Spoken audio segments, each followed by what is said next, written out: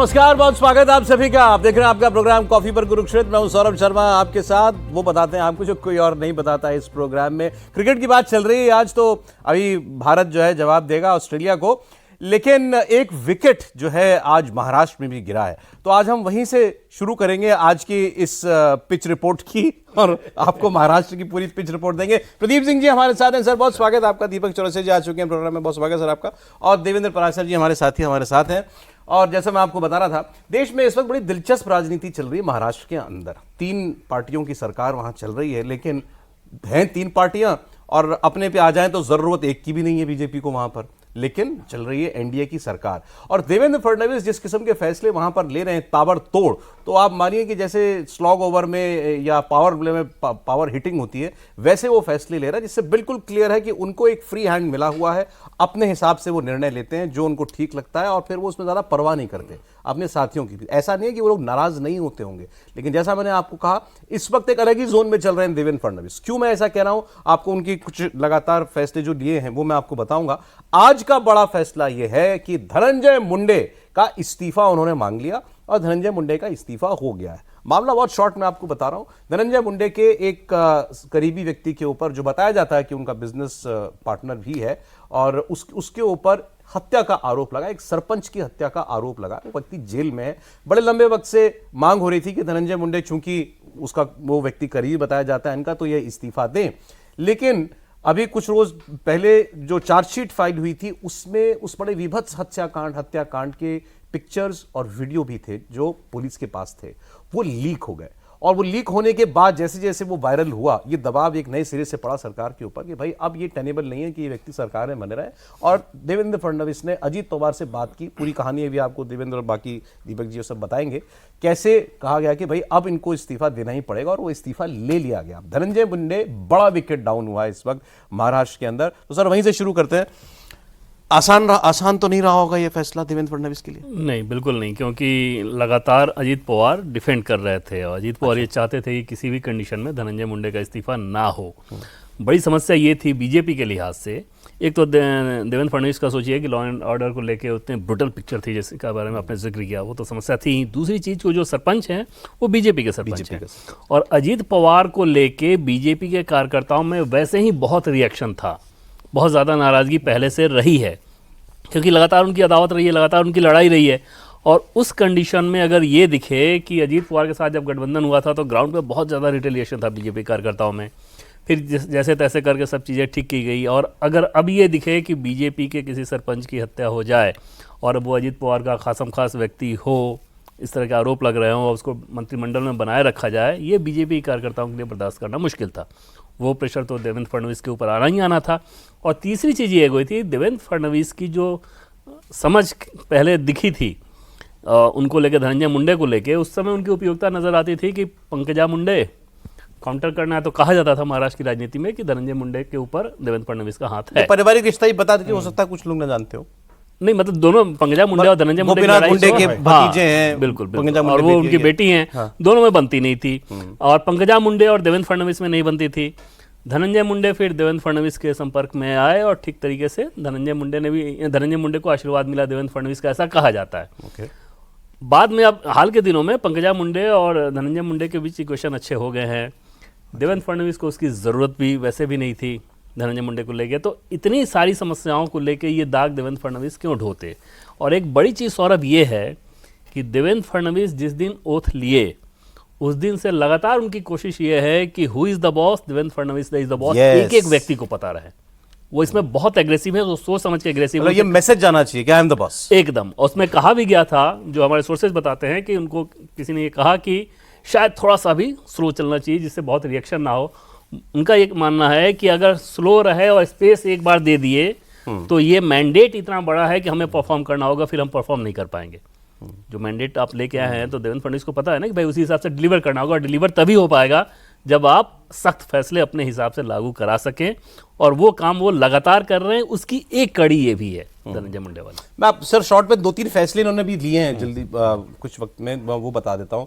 जैसे आपको याद होगा कि एकनाथ शिंदे के साथ जो विधायक आए थे, जो मंत्री नहीं बने, उन विधायकों को जो Y+ कैटेगरी सुरक्षा मिली हुई थी वापस ले ली उन्होंने कि नहीं, अब इनको कोई ऐसा थ्रेट नहीं। उस वक्त आए थे शिवसेना छोड़ करके तो मामला बनता था, अब नहीं है तो सिक्योरिटी वापस। नाराजगी हुई, कैमरे पर, टीवी पर आकर बोला बड़े बड़े नेताओं ने शिंदे कैंप के कि भाई ये गलत हुआ है और ये वापस होना चाहिए, लेकिन वापस वो नहीं हुआ। तो आपको याद होगा OSD रखने की बात थी कि मंत्री लोग, एकनाथ शिंदे, अजीत पवार जैसे नेता, कि भाई ये मंत्री जो है अपनी पसंद के PA और सचिव और OSD रखेंगे। उन्होंने शब्द इस्तेमाल किया था, मैं कोई रैकेटियर या दलाल लोगों को नहीं रखने दूंगा, और बहुत सारे नाम उन्होंने रिजेक्ट कर दिए देवेंद्र फडणवीस ने, परवाह नहीं की। 3200 करोड़ रुपए का एक, जब पिछली सरकार थी जिसमें एकनाथ शिंदे मुख्यमंत्री थे, सफाई का ठेका निकाला स्वास्थ्य मंत्रालय ने, उसमें कुछ आरोप शिकायत वकायत हो गई, एकनाथ रोक दिया, वो काम रोक दिया पूरा 3200 करोड़ रुपए का। इसके अलावा मंत्री की जहां तक बात है, एक दूसरे मंत्री भी थे, इनका नाम है माणिकराव कुकाटे, जी हाँ, ये कृषि मंत्री थे, इनके ऊपर इनका एक मुकदमा चल रहा था, इनको सजा हो गई कोर्ट से, तुरंत इस्तीफा लेने वाले थे। जो बातें हुई, अजीत पवार को कम्युनिकेट कर दिया था तो उन्होंने कि भाई कि इनका रेजिग्नेशन होगा।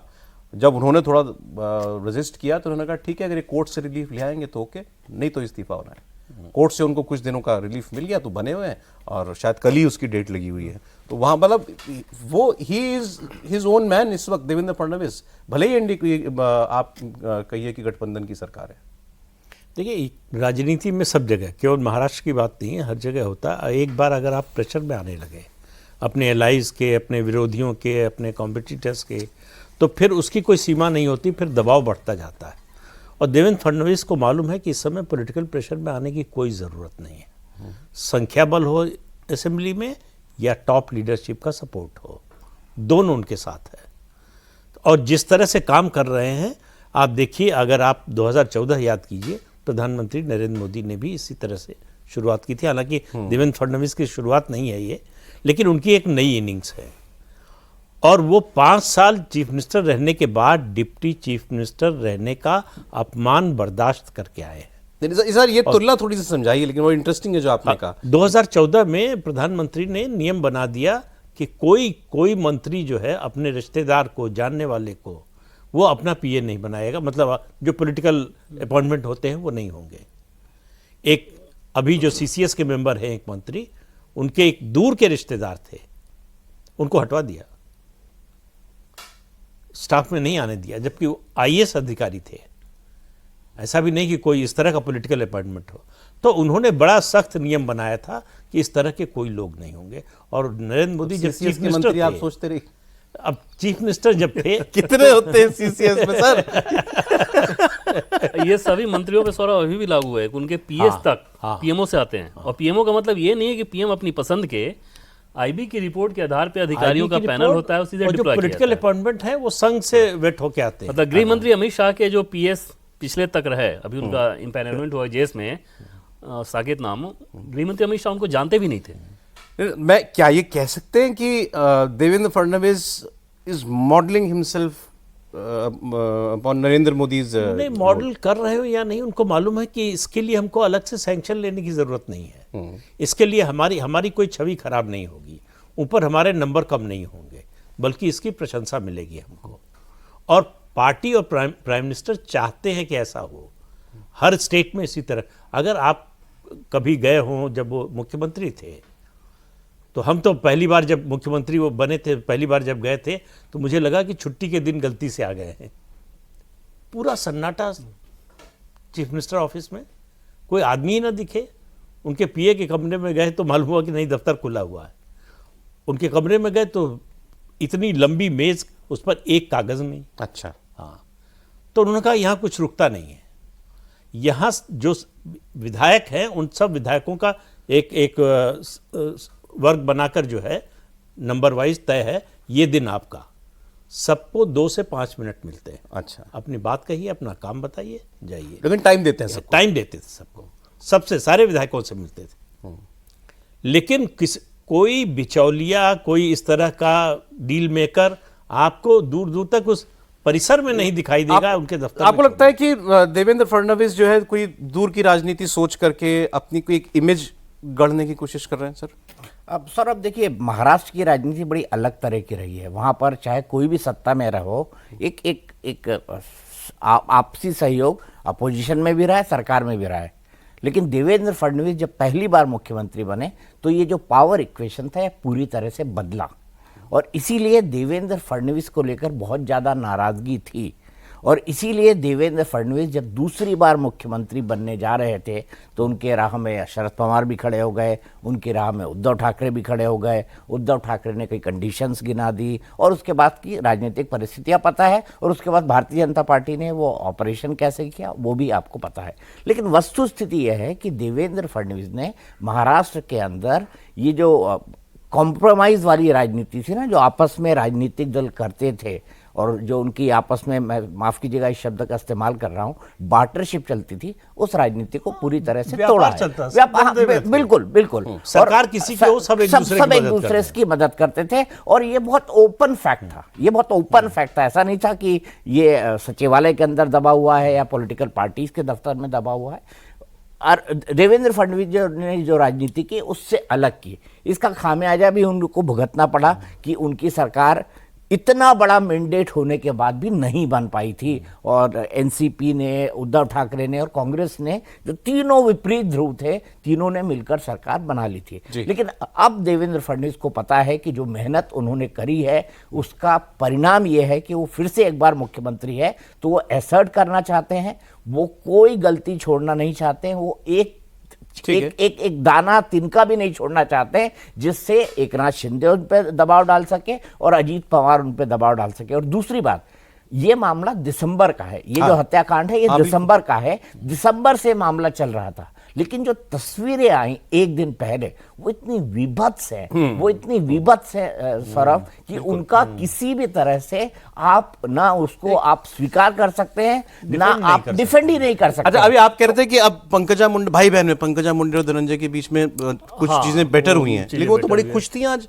उन्होंने तो आज ये स्टेटमेंट दिया पंकजा मुंडे ने कि खुश क्यों नहीं होंगे? नहीं सर, धनंजय मुंडे निपट गए। स्टेटमेंट ये है कि ये इस्तीफा स्वागत योग्य है, लेकिन पहले होना चाहिए था, देने वाले ने पहले देना चाहिए था, लेने वाले ने पहले लेना चाहिए था। वो पब्लिक पोस्टिंग तो वही रहेगी, लेकिन पहले जो जैसी अदावत थी देवेंद्र फडणवीस की नजर में, अब वैसी चीजें इधर हाल के दिनों में नहीं रही थी। और देवेंद्र फडणवीस के हिसाब से दो चीज और ध्यान में रखिए, सिर्फ यही एक मामला नहीं है, एकनाथ शिंदे के साथ भी जो उनका चल रहा है क्या है, जबरदस्त चल रहा है, इंटरनल क्या है, बहुत जबरदस्त चल रहा है, बहुत जबरदस्त। मतलब जितना जबरदस्त आप सोच सकते हैं उससे कहीं ज्यादा ये उस रूप में चल रहा है। इसकी दो कहानी देखिए, जैसे देवेंद्र फडणवीस के बारे में सौरभ, जितने मंत्रालय घोषित तौर पे उनके पास हैं सरकारी तौर पे, वो तो रहता ही है, अघोषित तौर पे निपटाना मंत्रालय उनके पास हमेशा रहता है। वो निपटाने की राजनीति में बहुत यकीन करते हैं और वो उसको एग्जीक्यूट करते हैं बहुत सक्सेसफुली। एकनाथ शिंदे और जब आए बीजेपी में तो वो ऑपरेशन देवेंद्र फडणवीस ने स्टार्ट नहीं किया था, उस ऑपरेशन को स्टार्ट किया था सी आर पाटिल और रवि चौहान, जो कि अभी मुंबई बीजेपी के कार्यकारी अध्यक्ष है। सी आर पाटिल जो केंद्र में मंत्री हैं, गुजरात बीजेपी के अध्यक्ष थे, मूलतः वो महाराष्ट्र से ही हैं, उनका ये ऑपरेशन था। देवेंद्र फडणवीस उसमें बाद में आए। देवेंद्र फडणवीस को तब ये लगा कि जब देवेंद्र फडणवीस मुख्यमंत्री थे, एकनाथ शिंदे उस सरकार में मंत्री के तौर पे थे, तो एकदम से यस मैन थे देवेंद्र फडणवीस के। इनको ये लगा कि चलो अगर ये मुख्यमंत्री हो रहे हैं एकनाथ शिंदे तो फिर भी ठीक है, कोई ऐसी दिक्कत वाली बात नहीं है। एकनाथ शिंदे ने अपने तेवर दिखाने शुरू कर दिए थे मुख्यमंत्री बनने के बाद। वो सारी चीजें देवेंद्र फडणवीस लगातार रजिस्टर करते रहे, और इस बार भी चुनाव के नतीजों के बाद आपने देखा कि बाकायदा, जैसा कि मैंने बताया था उस समय की सोर्सेज ने हमें ये बताया कि एकनाथ शिंदे ने तो देवेंद्र फडणवीस से ये कहा कि मैंने गृह मंत्रालय मांगा है, अमित भाई से मांगा है, कहा है कि गृह मंत्रालय मुझे चाहिए। अब सोचिए देवेंद्र फडणवीस जो कि निपटाना मंत्रालय रखते हैं, उनके ऊपर कैसा रिएक्शन रहा होगा। और हाल में 3-4 चीजें आप देखें, जैसे एकनाथ शिंदे के पास उद्योग मंत्रालय है, देवेंद्र फडणवीस ने बैठक बुला ली जनवरी में, एकनाथ शिंदे उसमें नहीं गए। उसके बाद एकनाथ शिंदे ने फिर बैठक बुलाई अलग से, 2027 में नासिक कुंभ होना है, उसके लिए देवेंद्र फडणवीस ने बैठक बुलाई, एकनाथ शिंदे नहीं आए और 2 दिन बाद अपनी बैठक बुला लिए अपने अधिकारियों के साथ। अभी मीडिया में तीनों आए थे तो बड़ी हंसी ठिठोली कर रहे थे, ठंडा ठंडा कूल कूल बोल रहे थे। तो यही कहना वो है। जिसको पालक मंत्री बनाना चाहते थे नासिक का, उसको नहीं बनाया देवेंद्र फडणवीस ने। अब इसमें एक चीज है कि क्या देवेंद्र फडणवीस ने मंत्री के तौर पे एकनाथ शिंदे या अजीत पवार को अधिकार नहीं दिया है? दिया है। अब बाधा कहाँ है? बाधा ये है कि जैसे जिन लोगों को आप प्रोजेक्ट देना चाहते हैं, जिनको काम देना चाहते हैं, वो चीज़ ठीक है, वहाँ तक आपकी बात मानी जाएगी। किस कॉस्ट पे देना है ये मुख्यमंत्री तय करेगा। अच्छा, मतलब मनमर्जी नहीं चलेगी कि अगर 3 कंपनी है, इन्फ्लेट कर दीजिए, इन्फ्लेट करके ले कर रहे हैं। उस पे ओवरसाइट मेरी है, मैं देख रहा हूँ। मैं तय कर रहा हूँ, देख ही नहीं रहा हूँ। और उसमें कई सारे प्रोजेक्ट्स का उन्होंने रिव्यू करना शुरू कर दिया। जैसे वो कहते हैं कि कैंसिल नहीं किया, कैंसिल नहीं हो रहा है, रिव्यू किया जा रहा है कि इसके इतने कॉस्ट कैसे, इस कॉस्ट पे ये कैसे जाएगा, क्योंकि महाराष्ट्र की फाइनेंशियल सिचुएशन को भी देखना है देवेंद्र फडणवीस को। और सब कुछ आप देखें तो एक तरह से तो इनके आपसी फ्रिक्शन में कोई नुकसान हो रहा है कामकाज का क्या, या नहीं? नहीं, कामकाज का नुकसान नहीं, एफिशिएंसी ज्यादा और राज्य के हिसाब से देखें तो ज्यादा बेहतर आ रहा है। अब पॉलिटिकली जो दिक्कत आती है तो उसमें जब दिल्ली ये बात पहुंची तो टॉप लेवल से ये कहा गया कि भाई एकनाथ शिंदे संघ के स्वयंसेवक नहीं है। जो देवेंद्र फडणवीस को मुख्यमंत्री के बाद डिप्टी सीएम भी बना दिया गया तो बड़े अनुशासित तरीके से वो रह गए। एकनाथ शिंदे से वो उम्मीद मत कीजिए।